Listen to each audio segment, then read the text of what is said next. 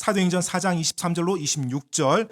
사도들이 풀려난 뒤 자기 동료들에게 가서 수제사장들과 장로들이 자기들에게 말한 모든 것을 전하니 그들이 그것을 듣고 한 마음으로 하나님께 목소리를 높여 이르되 주여 주께서는 하늘과 땅과 바다와 그것들 안에 있는 모든 것을 만드신 하나님이시요 주의 종 다윗의 입을 통해 이르시기를 어찌하여 이교도들이 경노하며 백성이 헛된 일들을 꾀하는가. 주를 대적하며 그분의 그리스도를 대적하려고 땅의 왕들이 일어섰으며 치리자들이 함께 모였도다 하신 분이시니이다. 아멘. 베드로는 성전에서 유대인들에게 그들이 십자가에 못 박았던 예수님이 바로 구약의 예언된 메시아임을 선포했습니다. 그 예수님께서 부활하셔서 하늘에 오르셨고 그 일에 자신들이 증인이라는 것을 선포했죠. 그런데 그렇게 복음을 선포할 때 대제사장을 비롯한 종교 지도자들이 와서 베드로와 요한을 붙잡았어요. 그리고 하루를 가두었습니다. 그 다음날 베드로와 요한이 신문을 받으면서 그들에게 예수님의 구원자 되심을 다시 한번 또 선포를 해요. 그런데 이 당시 대제사장과 종교 지도자들은 대부분 그 사두개인들이었어요. 사두개인들은 부활과 천사의 존재를 믿지 않습니다. 아이러니죠. 하나님을 믿는다고 하고 구약 성경을 믿는다고 하는 그들이 또 그런 종교 지도자들이 부활을 믿지 않고 천사의 존재를 믿지 않으니 말입니다. 그 종교 지도자들에게 있어서 예수님이 부활했다라고 선포하는 베드로와 요한이 얼마나 못마땅하게 느껴졌겠어요. 더구나 이 시점으로 보면 한 2, 3개월 그 정도 됐을 거예요. 자신들이 예수님을 십자가 처형한 지가. 그런데 몇 개월 후에 이상한 사람들이 나타나서 그 예수님이 부활했다고 선포하니 얼마나 속이 끓었겠어요. 그래서 그들을 붙잡고 가두었고 그리고 신문했습니다. 이 신문에서 잘못 일이 이루어지면 베드로와 요한은 처형당할 수도 있었어요. 그런데 그들은 담대하게 또 복음을 선포합니다. 그리고 예수님의 이름으로 평생 한 번도 걷지 못했던 그 사람이 걸은 그 기적이 이미 모든 사람들에게 보여졌기 때문에 종교 지도자들이 어찌할 수가 없었던 거예요. 결국은 위협하고 협박하면서 베드로와 요한을 풀어줍니다. 자, 이제 엄청난 공권력의 위협을 받은 거예요. 베드로와 요한이. 그리고 풀려났습니다. 하루 구금돼서. 여러분이 그 상황이라면 풀려난 다음에 어디로 가겠습니까? 집에. 네. 감사합니다. 정확히 솔직히 말씀해 주셔서. 집에 가죠. 집에 가서 어젯밤 잠도 제대로 못 잤겠다. 뭐 좀 목욕도 하고 이렇게 먹을 것도 좀 먹고 좀 쉬었다가 그다음에 이제 어떻게 하지? 나 나가서 예수님 전하면 저 사람들이 죽인다는데 뭐 이런 고민을 하겠죠. 그런데 성경에 보니까 이제 23절로 24절 말씀 한번 읽어보겠습니다. 사도들이 풀려난 뒤 자기 동료들에게 가서 수제사장들과 장로들이 자기들에게 말한 모든 것을 전하니 그들이 그것을 듣고 한 마음으로 하나님께 목소리를 높여 이르되 주여 주께서는 하늘과 땅과 바다와 그것들 안에 있는 모든 것을 만드신 하나님이시오. 사도들이 풀려난 뒤에 어디로 갔다고 말해요? 자기 동료들에게 갔다고 말합니다. 집으로 가지 않았어요. 그렇죠? 감옥에서 하룻밤 지내서 좀 씻고 씻어야겠다 이러지 않았습니다. 또 종교 지도자들의 그 위협에 두려움을 느껴서 예루살렘에서 도망가지도 않았습니다. 그들은 동료들에게 갔어요. 그런데 여러분, 이 동료들이 누구예요? 예수님 믿고 구원받은 그리스도인들이에요. 이 당시 교회 건물이 있었습니까? 없었습니까? 없었죠. 그러면 교회가 어디예요? 믿는 그리스도인들이 함께 모여있는 곳이 교회예요. 즉 베드로와 요한은 감옥에서 풀려나자마자 어디로 간 거예요? 교회로 간 거예요. 그리고 그 교회 가서 어떻게 했어요? 자신들이 들었던 그 위협을 다 말해줬어요.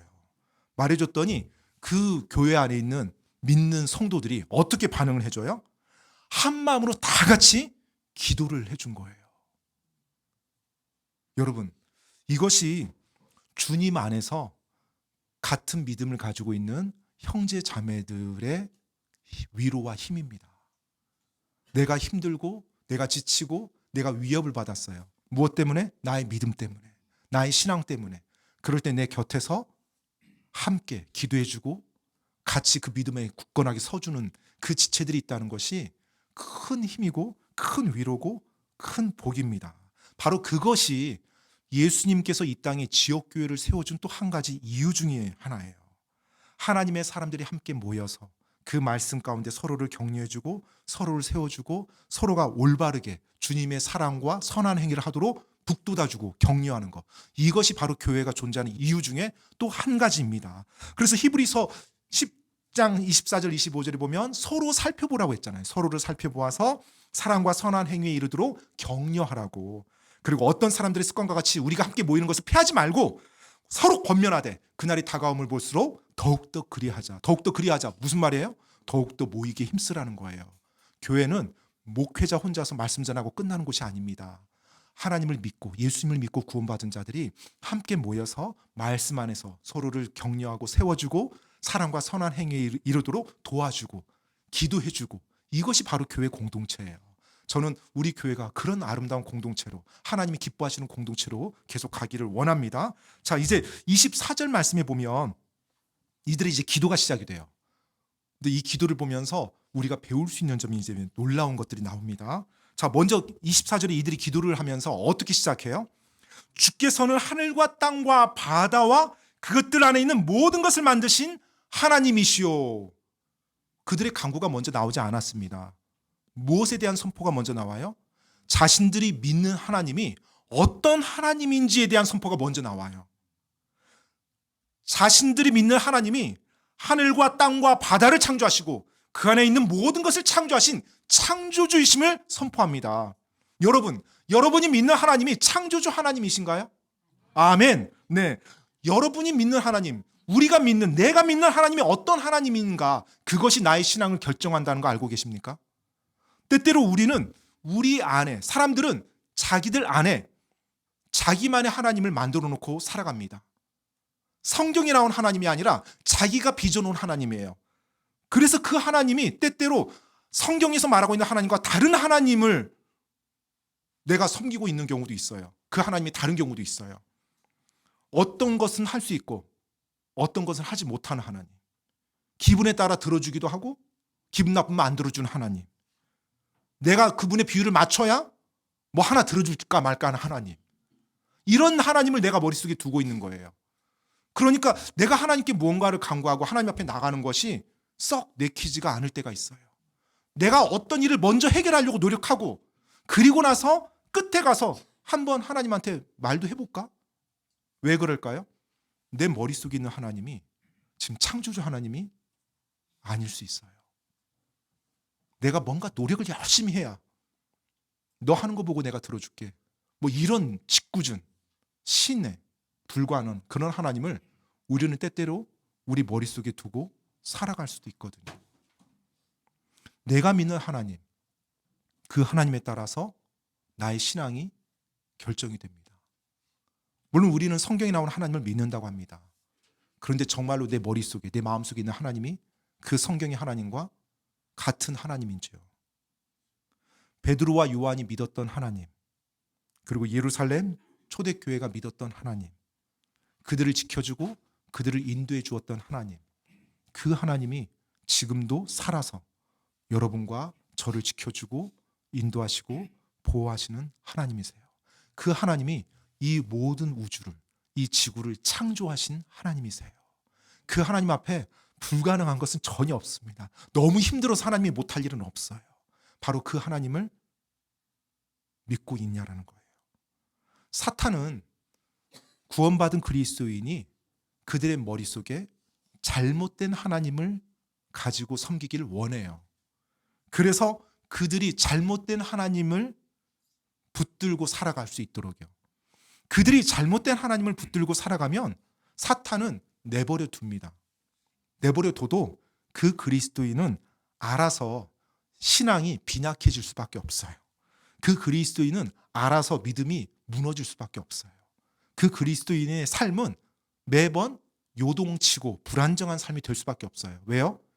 그가 믿고 있는 하나님은 성경의 하나님과 다르거든요. 여러분은 어떤 하나님을 믿고 있습니까? 네, 전능하신 하나님 맞습니다. 전능하신 하나님 감사합니다. 네, 정말로 창조주 하나님을 우리가 믿고 있는 겁니다. 모든 것을 주관하시는 그 하나님. 그 하나님을 올바르게 믿을 때 우리가 그분 앞에 어떤 자세로 나갈까요? 바로 올바른 자세로 나가게 돼 있어요. 그분을 경외하고 그분께 복종하면서 나가게 돼 있습니다. 내 삶에 어떤 일이 일어났을 때 내가 먼저 해결하려고 하는 것이 아니라 그 창조주 하나님께 먼저 나가서 아뢰고 그리고 나서 하나님의 말씀에 따라 순종하는 그 삶을 살아갈 수 있게 돼요. 내가 믿고 있는 하나님이 어떤 하나님이냐에 따라서요. 베드로와 요한, 초대교회 성도들은 그들에게 생명의 위협이 닥쳤을 때 기도로 먼저 나갔어요. 왜요? 자신들이 믿는 하나님이 창조주 하나님이시기 때문에 그래요. 그리고 모든 것을 보고 계시고 모든 것을 주관하는 하나님이시기 때문에 그 하나님께 먼저 나간 것입니다. 여러분과 저의 삶에서도 그러해야 합니다. 우리가 섬기는 하나님은 모든 것을 창조하신 창조주 하나님이세요. 모든 걸 주관하신 그 창조주세요. 그 하나님을 이 지금 초대교회 성도들, 사도들과 성도들은 먼저 선포했던 거예요.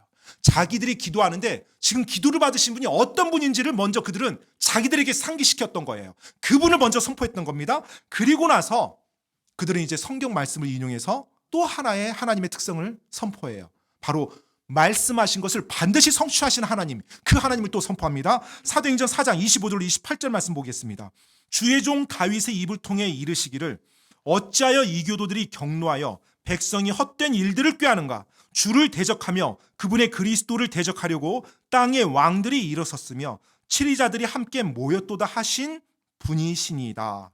진실로 헤롯과 본디오 빌라도가 이방인들과 이스라엘 백성과 더불어 주께서 기름 부으신 주의 거룩한 아이 예수님을 대적하려고 함께 모여 무엇이든지 주의 손과 주의 계획이 미리 작정하사 이루려 하신 것을 다 행하려 하였나이다. 아멘. 지금 25절과 26절 말씀은 시편 2편 1절과 2절 말씀이에요. 시편 2편 1절 2절 말씀도 제가 한번 읽어드리겠습니다. 어찌하여 이교도들이 경노하며 백성이 헛된 일을 꾀하는가. 주를 대적하며 그분의 기름 부음 받은 자를 대적하려고 땅의 왕들이 스스로 나서며 치리자들이 함께 의논하여 이르기를. 시편 2편 1절 2절 말씀 거의 그대로 인용했죠. 그런데 다르게 표현된 문구가 하나 있어요. 보셨나요? 방금 사도행전에서 성도들이 기도할 때는 26절에 주를 대적하며 그분의 그리스도를 대적하려고 라고 말을 했어요.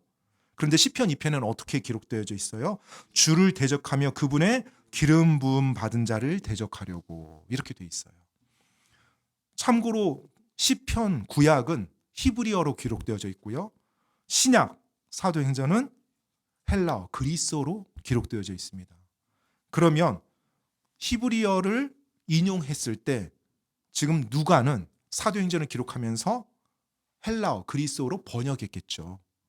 그렇죠. 번역을 하면서 기록했는데 기록할 때 기름 부음 받은 자, 이 히브리어가 메사야예요.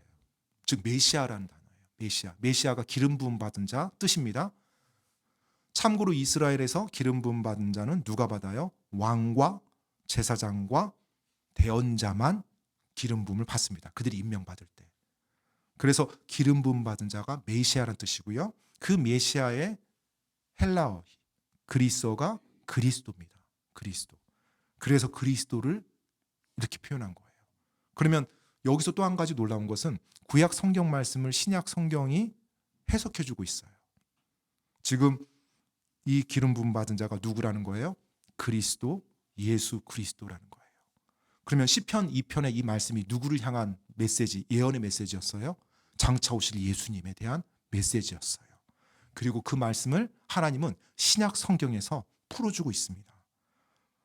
주를 대적하며 그분의 그리스도를 대적하려고 땅의 왕들이 일어섰으며 치리자들이 함께 모였도다라고 이 시편의 말씀을 인용해서 지금 그 상황이 누구에게 해당된다고 말하고 있는 거예요?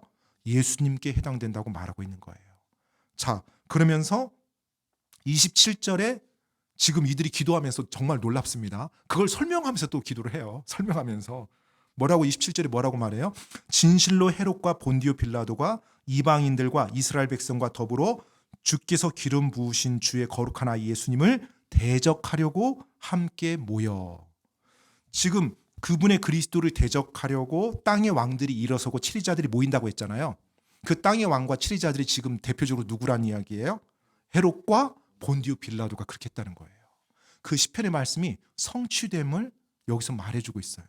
물론 사실 시편 2편의 이 말씀의 궁극적인 성취는요, 예수님이 재림하셔서 그분의 왕국을 다 통치하실 때 그때 일어난 상황입니다. 궁극적으로는. 그런데 지금 이것이 여러 번 하나님의 말씀이 다중적으로 지금 적용되는 거예요.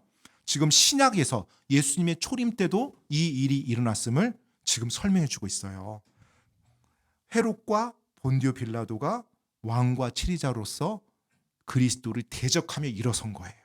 그 일이 예수님께 일어났습니다. 그러면서 지금 뭐라고 말해요? 28절에 보니까 무엇이든지 주의 손과 주의 계획이 미리 작정하사 이루려 하신 것을 주님이 어떻게 했다고요? 다 행하셨대요. 즉 헤롯과 본디오 빌라도가 일어나서 예수님을 대적하고 마치 하나님의 일을 망친 것처럼 보이지만 이미 그 모든 일도 하나님의 계획과 섭리 안에서 하나님이 다 주관하며 이루신 일이라는 것을 그들이 선포하는 겁니다. 참고로 여기서 여러분 헤롯 왕은 헤롯 안디바를 의미합니다.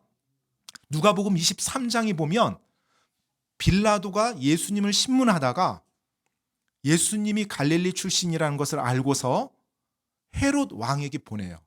왜냐하면 당시 헤롯 분본 왕이, 즉 사분 영주죠. 사분 영주 왕이 갈릴리 지역을 통치하고 있었던 왕이었거든요. 그런데 그 헤롯 왕이 예루살렘에 와 있다는 것을 안 거예요. 그래서 예루살렘에 와 있는 헤롯 왕에게 예수님을 보냅니다. 당신네 사람이니까 당신이 한번 신문하라고. 그랬는데 헤롯 왕도 예수님을 신문했을 때 어떤 잘못을 찾지 못해요.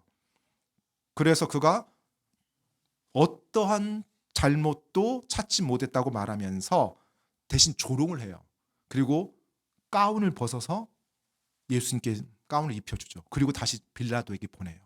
그 일이 예수님 십자가 사건에서 일어납니다. 즉 헤롯과 본디오 빌라도 그들이 함께 예수님을 조롱하고 결국 예수님을 십자가에 내어주는 일을 이제 해요.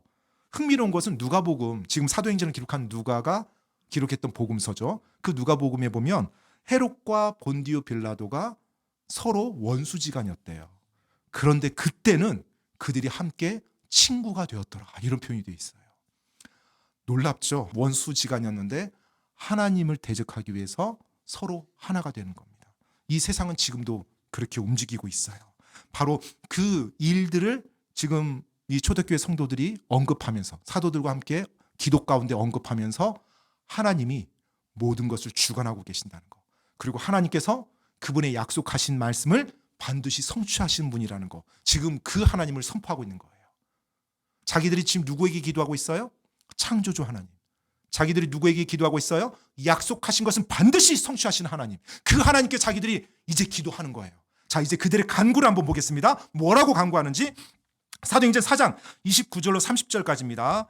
주여, 이제 그들의 위협을 보시고 또 주의 종들이 전적으로 담대히 주의 말씀을 말하게 하시며 주의 손을 내밀어 병을 낫게 하시고 표적들과 이적들이 주의 거룩한 아이 예수님의 이름으로 이루어지게 허락하옵소서 하더라.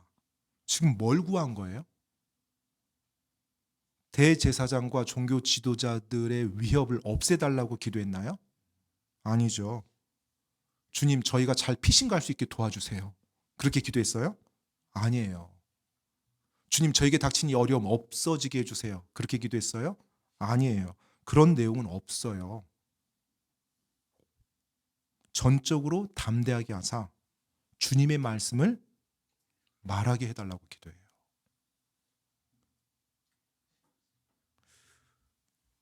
표현이 전적으로 담대하게 해요. 전적으로 담대하게.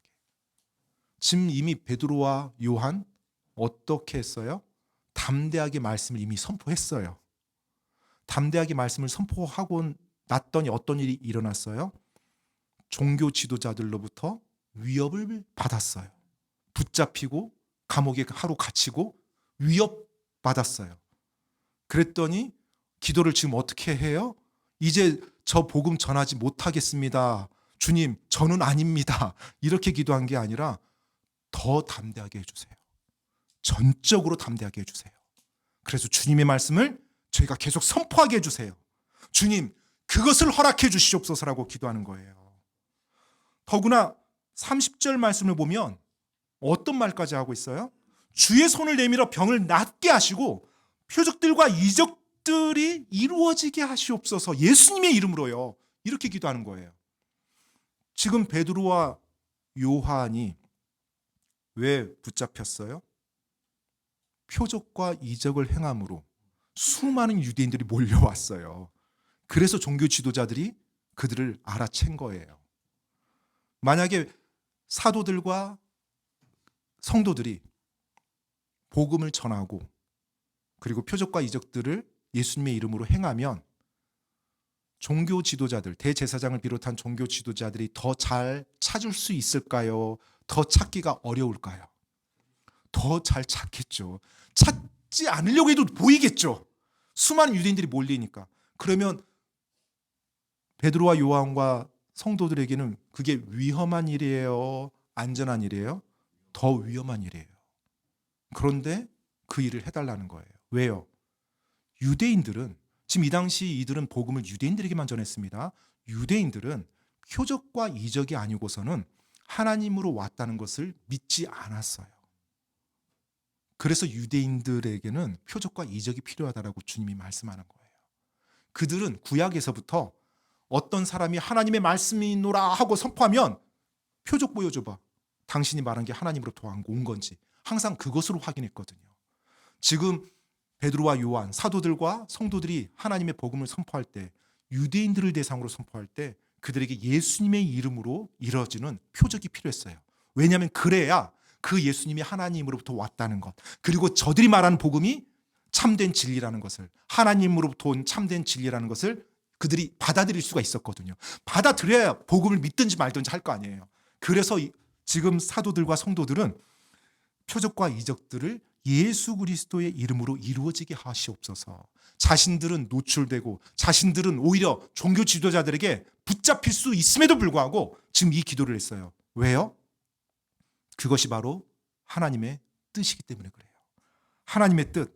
하나님의 뜻이 뭡니까? 바로 모든 사람이 예수님을 믿고 구원받아 영원한 생명을 가지는 거죠. 하나님의 뜻이 뭡니까? 구원받은 그리스도인들이 하나님의 말씀을 듣고 더욱더 예수 그리스도를 높이는 삶을 살아가는 거죠. 그리고 예수님을 닮아가는 삶을 사는 거죠. 그 삶을 통해서 우리가 하나님께 영광 돌릴 수가 있거든요. 그것이 하나님의 뜻입니다. 그 하나님의 뜻을 행하는데 지금 초대교회 성도들, 사도들은 초점이 맞춰져 있었던 거예요. 자신들의 안위와 자신들의 편안한 삶이 아니에요. 위협이 닥치고 생명의 협박을 받음에도 불구하고 그 가운데서 하나님의 뜻을 행하는 것이 그들의 삶에 있어서 가장 중요한 것이었거든요. 그들의 기도 속에 그들의 마음의 중심이 어디를 향하고 있는지를 지금 보여주고 있어요. 여러분, 핍박과 고난이 닥칠 때 우리는 무엇을 간구합니까? 우리의 초점은 무엇에 맞춰져 있습니까? 핍박과 어려움이 임할 때 그것을 피하고 그것을 없애는 것에 모든 초점이 맞춰져 있습니까? 아니면 그 안에서도 하나님께서 이것을 나에게 허락하신 이유가 무엇일까? 하나님, 이 안에서 제가 올바르게 하나님 바라보게 도와주십시오. 그리고 이걸 통해서 하나님의 뜻을 알게 도와주십시오. 그리고 이걸 통해서 하나님의 뜻을 제가 행해 나갈 수 있도록 도와주십시오. 사랑하는 성도 여러분, 삶에서 고난이나 핍박이 올 때요, 하나님도 여러분이 그 가운데 있다는 거 아십니다. 그리고 하나님도 보고 계세요. 그런데 왜 하나님이 그걸 알고 보시는데 허락했어요? 그걸 통해서 여러분 삶에서 아름다운 무언가를 만들어 가고 싶거든요.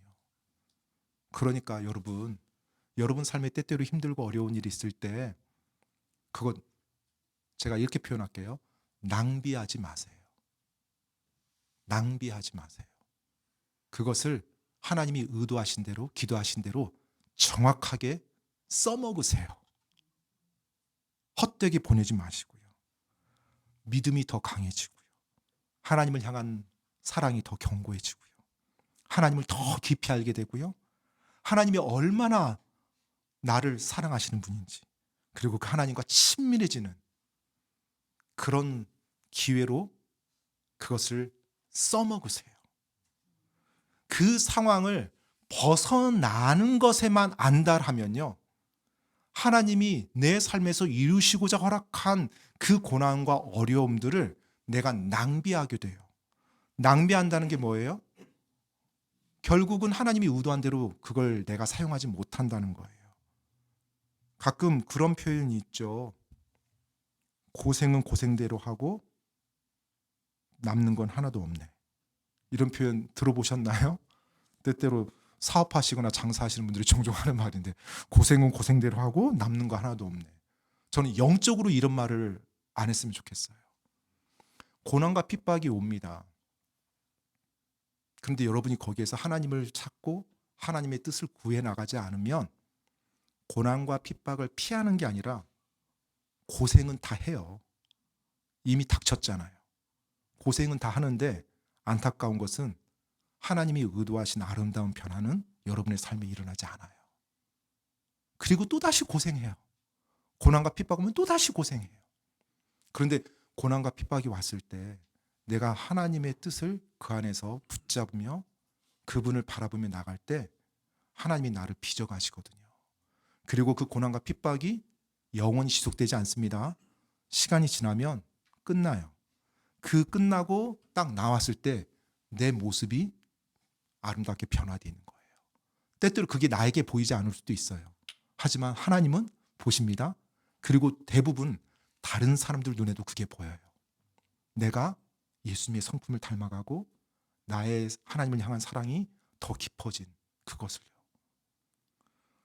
여러분, 그 고난과 핍박을 하나님이 기뻐하시는 대로, 기대하시는 대로 쓸 줄 아는 여러분과 제가 되기를 바랍니다.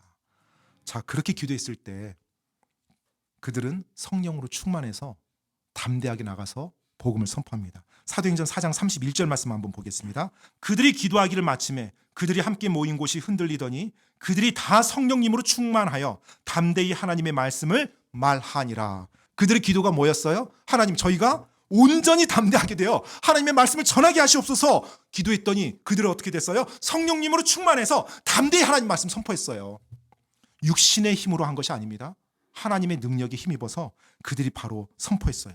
생명의 위협을 무릅쓰면서도 하나님의 말씀을 담대히 선포했어요. 어떻게 해요? 바로 기도의 응답으로 전능하신 하나님이 그들에게 함께하사 그들에게 능력을 주시고 그들을 지켜주사 그들이 나가서 담대하게 복음 선포할 수 있게 해줬습니다. 그리고 그렇게 성령 충만한 그들의 모습이 교회 안에서 어떤 모습으로 비춰지는지가 사도행전 4장 32절로 37절까지 나와 있어요. 믿는 자들의 무리가 한 마음 한 혼이 되어 모든 것을 공동으로 소유하고 그들 중 아무도 자기가 소유한 것들을 조금이라도 자기 것이라고 말하지 아니하였으며 사도들이 큰 권능으로 주 예수님의 부활을 증언하며 큰 은혜가 그들 모두에게 임하였고 그들 가운데 부족한 자가 아무도 없었으니 이는 땅이나 집을 소유한 자들이 다 그것들을 팔아 그 판 것들의 값을 가져다가 사도들의 발 앞에 두매 그들이 각 사람에게 필요한 대로 나누어 주었기 때문이더라. 사도들이 키프로스 지방 출신의 요세라는 레위 사람에게 바나바라는 이름을 주었는데 그것을 번역하면 위로의 아들이니라. 그가 땅이 있었으므로 그것을 팔아 그 돈을 가져다가 사도들의 발 앞에 두니라. 아멘. 성령 충만한 이 성도들의 모습이 지금 교회 안에서 어떤 모습으로 비춰졌는지를 하나님께서는 기록해 주셨습니다. 먼저 그들이 한 마음 한 혼이 되었다고 했어요. 성령 충만해서 한 마음 한 혼이 되었을 때 그들에게 나오는 모습이 뭘까요? 하나님의 말씀에 순종하는 거겠죠. 하나님의 가장 첫 번째가 하는 대계명이 뭐예요? 주님을 온 마음 다해 사랑하고 내 이웃을 내 몸과 같이 사랑하라는 거예요. 하나님을 온 마음 다해 사랑하는 것은 그분의 말씀을 지키는 겁니다. 내 이웃을 내 몸처럼 사랑하는 것은 내 이웃을 내가 돌보는 거죠. 그들이 이웃을 어떻게 돌봐요? 궁핍과 필요 가운데 있는 성도들을 자신들을 희생시키면서 도와줘요. 그 필요를 채워줍니다. 성경에 보니까 모든 것을 그들이 공동으로 소유했다고 말합니다. 필요 가운데 있는 자들이 없었다는 거예요. 그 필요를 다 채워줬다는 거예요. 어떤 성도들이? 물질을 가지고 있는 성도들이. 잠시 후에 이 부분은 제가 말씀드릴 텐데, 그리고 이 33절에 보니까 사도들이 큰 권능으로 주 예수님의 부활을 증언하매라고 돼 있어요. 성령 충만할 때 우리가 복음을 증거하고 우리가 누군가에게 말씀을 전할 때 성령님이 능력을 부어주십니다. 그리고 그 선포되는 말에 하나님의 힘이, 하나님의 역사함이 있어요. 여러분, 누군가에게 복음을 전할 때 하나님께 꼭 기도하고 나가시기 바랍니다. 누군가에게 여러분이 하나님의 말씀을 설명해 줄 때 하나님께 기도하며 성령님 의지하며 나가기 바랍니다. 저도 하나님의 말씀을 선포할 때 가장 제가 하나님 앞에 간구하는 것은 성령님의 역사예요. 제 머리에 의지해서 지식적으로 잘 논리적으로 전개해서 이렇게 말하면 성도들이 이렇게 되겠지? 아니요. 물론 하나님이 주신 능력에 따라서 제가 최선을 다해서 준비합니다. 하지만 성령님이 그 선포되는 말씀에 함께 하지 않는다면 그 어떤 하나님의 일도 일어날 수 없어요. 그냥 저 목사님 말 잘하네, 이 정도예요. 살아있는 하나님의 말씀이 성도들 마음속에 들어가서 역사하는 그 일이 하나님의 말씀이 필요하거든요.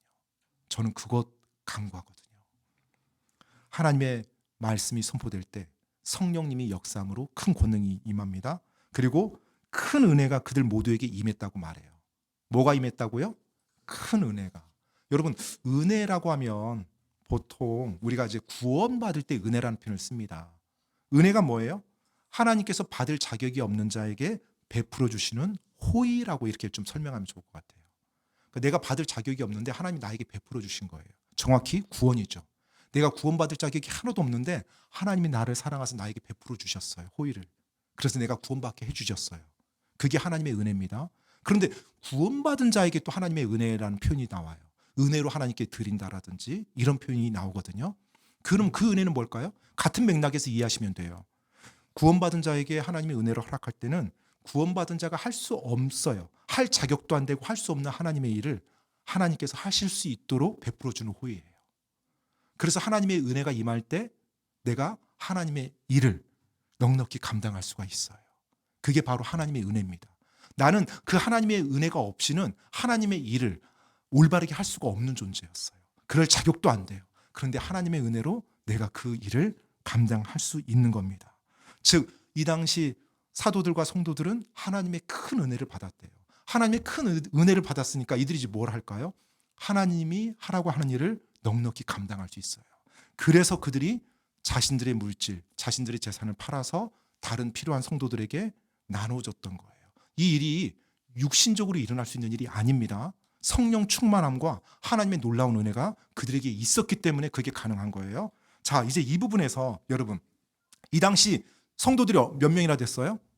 지금 우리가 보았던 것만 해도 3,000명이 더해졌고, 그 다음에 사도행전 또 4장에서 남자들만 5,000명이라고 했죠. 아마 10,000명 가깝게 되지 않았을까요? 10,000명이 넘었을 수도 있고요. 자, 그런데 그들의 상당수는 어떤 사람들이었어요? 예루살렘에 살고 있지 않는 사람들이었습니다. 오순절에 경배하기 위해서 타국에서 살다가, 타 지역에서 살다가 예루살렘까지 순례하러 왔던 유대교 신자들이었어요. 그들이 예수님을 믿고 구원을 받은 것입니다. 그런데 이들에게 있어서 우리와 달랐던 점이 있었어요. 첫 번째, 이 당시 사도들은 제가 지난번에도 한번 말씀드렸지만 예수님의 부활을 목격했던 자들입니다. 그리고 이들은 그 예수님이 다시 하늘에 들려 올라가신 대로 내려올 거란 말을 들었던 자들이었어요. 즉, 사도들의 마음속에는요, 예수님이 곧 재림할 거라는 그 임박성을 느끼고 있었어요. 그러니까 어디 있어야 돼요? 예루살렘에서 예수님이 다시 오시는 걸 기다리고자 했던 거예요. 많은 성도들이 예수님을 믿었어요. 근데 예수님이 곧 오신대요, 다시. 그러니까 예루살렘에 거하는 거예요. 그래서 다시 자기 집들로 안 간 거고요. 또 두 번째는 이 당시 말씀 선포하는 사도들이 어디에만 있었어요? 예루살렘에만 있었어요. 그럼 예수님 믿고 구원받았습니다. 주님의 몸된 교회가 어디만 있어요? 예루살렘에만 있어요. 다른 지역으로 가면 그들이 교회에 가서 하나님의 말씀 들을 수 있어요? 예수님에 대한 말씀 들을 수 있어요? 없어요. 그러니까 어디 있어야 돼요? 예루살렘에 있어야 돼요. 자신들이 올바른 믿음 생활하려면. 다른 교회가 없거든. 지구상에 하나밖에 없거든요. 그래서 이들이 결단한 거죠. 그리고 어떠한 어려움과 고난이 오더라도 주님을 믿고 또 주님을 기다리기 위해서 그 자리에 있었던 거예요. 그래서 예루살렘 교회에 엄청난 필요가 생긴 겁니다.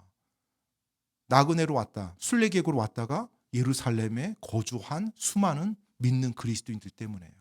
그들을 위해서 예루살렘에 있었던 성도들이 자신들의 물질을 팔아서 그들을 섬겼던 거예요. 그렇게 함으로 그들이 함께 거한 겁니다. 공산주의가 아니에요. 사회주의 아닙니다. 때때로 사도행전의 이 말씀을 가지고 공산주의, 사회주의 이야기하면 완전히 큰 착각입니다. 성경에서는 절대로 공산주의, 사회주의를 지지하지 않아요. 지지하지 않는 게 아니라 잘못된 겁니다. 그건요. 오히려 성경에서는 뭐라고 말을 해요? 열심히 일해서 자기 생계를 유지하라고 말하고 있고요. 열심히 일해서 다른 사람 도우라고 말했지 똑같이 배분받고 이거 아닙니다. 성경은 사회주의처럼 우리가 같이 돈 모아서 같이 똑같이 살자 이거 아니에요. 사유재산이 있고요. 자기 소유가 있고요. 자기 소유로 하나님께 드리는 이 모습이 끊임없이 나오지 같이 일해서 같이 벌었으니까 같이 드리고 이런 거 아닙니다. 그렇기 때문에 사도행전 이 부분이 지나가고 나면 복음이 이제 이방인들에게 선포되고 나면 이런 모습은 사라져요. 더 이상 존재하지 않습니다. 그리고 그런 나중에 사도행전 후반부에 나오는 그 모습이 정상적인 모습이고요. 그렇기 때문에 누가 여러분들에게 와서 예수님 믿으면 우리가 이렇게 공동체 생활을 해야 된다고 말하면서 같이 어느 마을을 이루자, 뭐 아파트 하나 사서 같이 살자, 그리고 우리 돈 번 거 다 여기다 모으자. 그럼 어떻게 해야 돼요? 네, 그렇죠. 거기 도망가시면 돼요. 나오시면 돼요. 조용히 나오시면 됩니다. 교회 안에서 정말 사랑하는 성도를 돕고 기도하고 섬기는 거 좋은 모습이에요. 하지만 그것이 공동생활하고 공동으로 같이 소유하고 이거 아닙니다. 정확하게 이해하시고요. 자, 이제 성령 충만한 그들이 함께 나누는데 그 모습 속에 성경에서는 한 사람의 이름을 언급합니다. 그 사람이 누구예요? 바나바예요. 바나바. 이 바나바라는 이름의 뜻은 성경에서 이미 나와 있어요. 위로의 아들이라고 했습니다. 위로의 아들이니까 이 사람이 어떤 성품이었겠어요? 다른 사람들을, 다른 성도들을 위로해주고 격려해주고 잘 도와줬던 사람이었을 것 같아요. 바나바가 땅을 팔아서 물질을 드렸기 때문에 위로의 아들 바나바라는 이름 붙여준 게 아니에요. 지금 순서를 보면 바나바라는 이름을 먼저 받았어요. 사도들에게. 그리고 나서 이 사람이 이제 이런 일을 했더라. 이렇게 나온 겁니다. 알겠죠? 자, 사도행전에 보면 이 바나바가 이제 여기에서 처음 등장하는데요. 이제 지나가면서 바나바의 모습이 구체적으로 기록되어 있어요. 어떤 모습이에요? 교회를 핍박했던 바울이 예수님을 믿고 교회로 돌아왔을 때 모든 사람들이 바울을 받아들이지 않죠. 그때 그 바울을 데려다가 교회에 소개하고 그를 품어줬던 사람이 바나바예요. 또 안디옥으로 가서 말씀 사역, 복음 사역을 전하려고 갈 때 헌신하고 나갔던 사람이 바나바였고요. 그때 또다시 다소에 있었던 바울을 데려다가 같이 사역하자고 초대했던 사람이 바나바였어요. 그리고 바울과 함께 안디옥 교회에서 선교사로 파송됐던 사람이 바나바였고요. 그리고 또 2차 선교 여행 떠날 때는 마가 요한을 데리고 바울은 버렸던 마가 요한을 끝까지 붙잡고 하나님의 말씀과 하나님의 사역으로 훈련시켰던 사람이 바로 바나바였어요. 정말 그의 삶을 보면 누군가를 붙잡아주고 세워주고 도와주고 아름답게 하나님의 일이 일어나도록 했던 그 사람임을 우리가 알 수 있어요. 이런 성도들이 교회에 있다면 복이겠죠. 혹시 여러분이 그런 성도가 되고 싶은 생각은 없으신가요? 그래도 좀 도움받을 사람도 있어야 되잖아요. 뭐 이렇게 저는 도움받는 쪽에 위로받는 쪽에 그런데 위로해주고 도와주는 편에 서는 것이 엄청 복입니다, 여러분. 그런 사람이 되기를 사모하시기 바랍니다. 네, 그런데 제가 여기서 이 바나바 이야기하면서 이제 마무리하려고 하는데요. 바나바가 다른 성도들을 도와줬잖아요. 위로해주고 격려해주고 했잖아요. 바나바는 편하게 살았을까요? 바나바는 핍박이나 고난이 없었을까요? 있었죠. 바나바도 예수님을 믿었던 그리스도인이었고 바나바도 그 교회 안에 함께 있었던 성도였어요. 대제사장을 비롯한 종교 지도자들이 예수님의 이름으로 말하지도 말고 행하지도 말라고 위협했을 때 그 위협을 받는 그 자리에 그 입장에 바나바도 포함되어 있었어요. 그런데 어떻게 바나바는 그런 위협과 그런 고난 속에서 다른 성도들을 바라보고 그들을 위로하고 그들을 격려하고 그들을 도울 수 있었을까요? 앞에서 제가 말씀드렸던 그 부분 다시 한번 여러분께 말씀드립니다. 바나바는 자신의 삶에 임한 고난과 핍박 이것을 헛되게 보내지 않았어요. 지금 내가 당하고 있는 이 어려움, 내가 당하고 있는 이 핍박, 지금 다른 사람 신경 쓸 때가 아니야. 지금 여기 빨리 벗어나고 싶어. 하나님 좀 도와주세요. 이런 자세가 아니었어요. 자기가 고난과 핍박 속에 있지만 그 안에서 하나님이 기뻐하시고 하나님이 자신에게 기대하는 일을 계속 하나씩 하나씩 해나갔던 사람이었어요. 그래서 하나님이 그 바나바의 삶을 아름답게 빚어갈 수 있었던 거고요. 바나바에게 닥쳤던 그 고난과 핍박이 헛되이 낭비되지 않았던 것입니다. 그런 시간들이 지나갔을 때 우리는 사도행전 중반부와 후반부에서 하나님의 사역에 열정을 가지고 담대한 말씀 선포와 믿음에 견고해져서 바울도 세워주고 마가 요한도 세워주고 많은 교회들을 위로해주고 격려해주는 그 바나바의 모습을 보게 됩니다. 바나바는 자신의 삶에 임했던 그 어떤 어려움과 핍박도 그것을 빌미로 하나님으로부터 멀어지는 것이 아니라 그것을 통해서 하나님이 이루시고자 하는 일에 초점 맞추면서 나갔던 것입니다. 사랑하는 성도 여러분, 우리 삶에도 고난과 어려움 옵니다. 그럴 때 기억하세요. 성령님 의지하세요. 내가 예수님 믿었잖아요. 성령 충만함 구하세요. 그리고 그 상태에서 고난과 핍박을 맞이하세요. 그리고 하나님의 뜻이 무엇인지 생각해 보세요. 고난과 핍박에 너무 파묻혀지지 마시고요. 이 상황에서 하나님이 지금 기뻐하는 일이 뭘까? 이 상황에서 하나님이 나에게 하라고 주신 일이 뭘까? 물어보면 선명할 거예요. 내가 뭘 해야 될지. 너무 기본적인 일들이 깔려 있거든요. 그러면 그 일 기쁘게 하세요. 그럴 때 반드시 고난과 핍박 지나가게 돼 있습니다.